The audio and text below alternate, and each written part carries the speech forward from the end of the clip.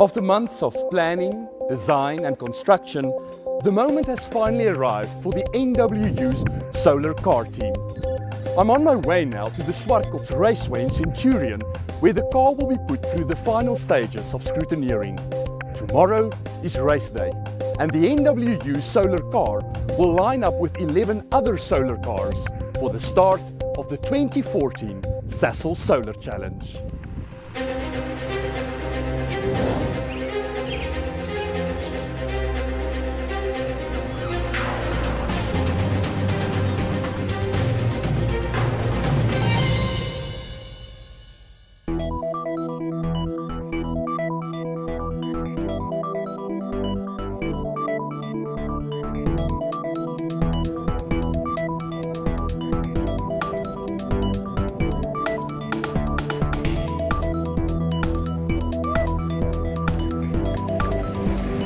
The excitement is almost electric here at the Swartkops Raceway.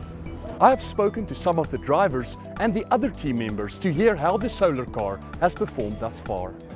Well, the car drives great. It's been a long journey building the car, designing the car, and actually being here testing the car is fantastic. It's great. The aerodynamics performed well so far. We expected it to be very stable on the road, and that's what we've experienced. We didn't do any physical calculations yet, but we expect that it will perform the same as the simulations. The car is a lot more stable than the previous car, than the Batmobile. It drives great. We still like to do some test runs on the car. We don't have a lot of data to base our strategy on yet.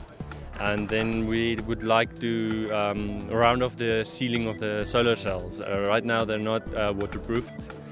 The cells themselves are encapsulated, but beneath them the electronics of the car itself is still open to the environment.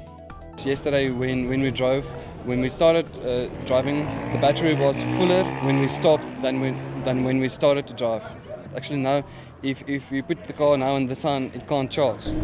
It's too full. Well, it feels great. It's like a Formula 1 driver. It's a nice experience. Having the helmet, the racing suit, gloves, shoes, all. It's a nice experience. In front of the driver in the cockpit there's a 2 centimeter aero, and that lets air through to the driver and cools the driver down. The only problem is the air only starts flowing in at 35 to 40 kilometers per hour. So if you sit in the sun and the cockpit is dark, it gets really quick, really warm.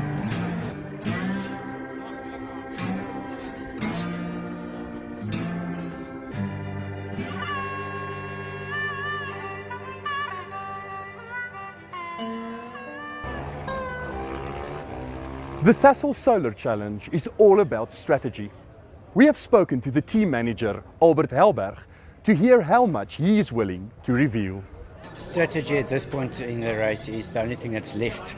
We've tested the cars, we know more or less what they can do, we know what our competition's cars look like, so the only way that you can now beat your competitor is by employing a good strategy, and it's paramount for the success of the race now. The type of things that we are looking at, because it's a distance-based race, you're not competing against time, but you only have a limited time to race, so you must get your distance in. So that boils down to speed, but economy always rules. So we're looking at probably a distance of about 500 km per day that we want to average, but to do that it depends on so many conditions. So if we have shadow, we will be traveling as fast as we can to the next spot where we have sunshine, and then we travel slower so that we can load the battery again. As the sun is setting here in Pretoria, we are now only hours away from the start of the 2014 Sasol Solar Challenge. The team managed to clock a top speed of 135 kilometers per hour during today's time trials. Be sure to catch all the action tomorrow of the first stage of the Sasol Solar Challenge between Pretoria and Kroonstad via Sasolburg.